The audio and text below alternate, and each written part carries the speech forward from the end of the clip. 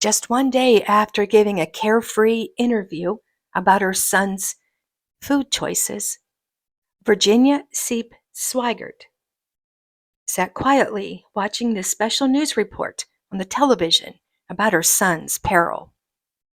Since Swigert was a substitute for Mattingly and was only made aware of his trip to the moon a couple days prior, no one, including Swigert, had proper time to prepare.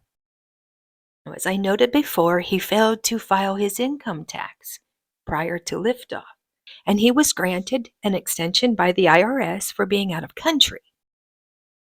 Time value of money calculation on his reported earnings of $20,000 in 1970, and that would be about $160,000 today.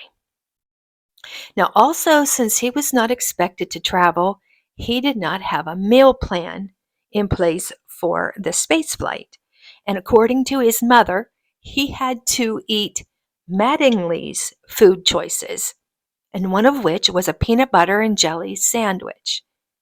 And apparently, Swigert did not like peanut butter, his mother said in this news article. But the lightheartedness turned serious the next day with the report of an explosion aboard the Odyssey command module. And this is where you and I have to keep in mind. At that time, no one knew what had happened or how it would end. It was only months later when they determined that an oxygen tank, which had been damaged during installation, erupted during flight. So at the time, Swigert, who had just turned on the fans inside the service module oxygen tanks to stir up the contents, the damaged wire caused a spark, which ignited a fire inside the oxygen tank. And the pressure inside grew quickly and it burst open.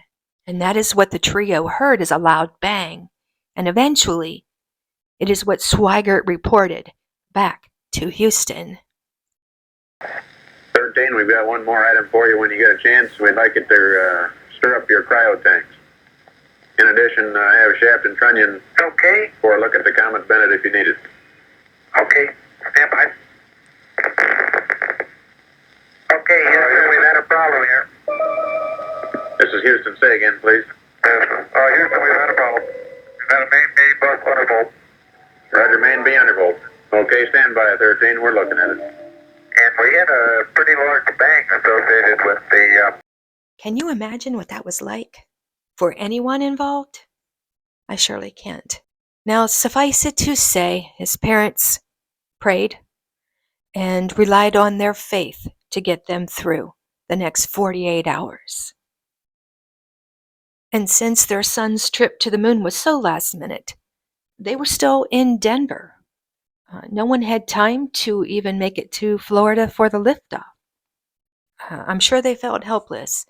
And in this one news article here, Mrs. Swigert reported that her husband was not feeling well and could not take questions from the press. But I'm happy to say days later, their boy arrived home safely. And here they are celebrating with a champagne toast.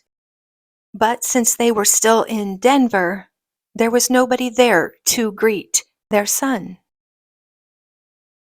Now, last night, I talked a bit about the jinxed flight and the number 13. I showed you this countdown clock printed in the local paper that liftoff would be in 13 hours, 13 minutes, and 13 seconds. However, the idea of talking about the number 13 on the television prior to liftoff seemed to be prohibited. NASA replied with a loud no on the matter and took a firm stance on it. But the superstition proved true when on the 13th day of April, on Apollo flight number 13, the oxygen tank ruptured, putting the lives of 3 men in jeopardy. The unlucky number was splashed all over television screens after all. Saying that I'm not a superstitious person, and therefore, when we were assigned Apollo 13, I thought nothing of it. As a matter of fact, some of my friends of Italian descent had said that 13 was a very lucky number, and they were happy that I got that number. Okay, I'm going to close this one out with a letter to the editor I found at the end of April 1970 about people needing reminders. It goes like this. Since 4 men had already stepped on the moon, folks figured any day now that NASA would be publishing their secrets in comic book form.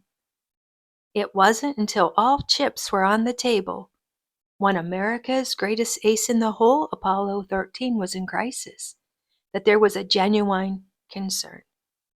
The crisis became big enough for all the world to see. Maybe it was something we needed, they wrote.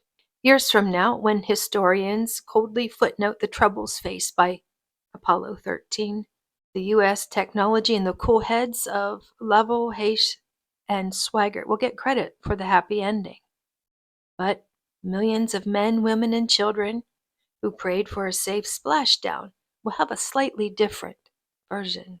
Anyone who watched the astronauts squeeze from the capsule knew that the real mission control wasn't in Houston at all.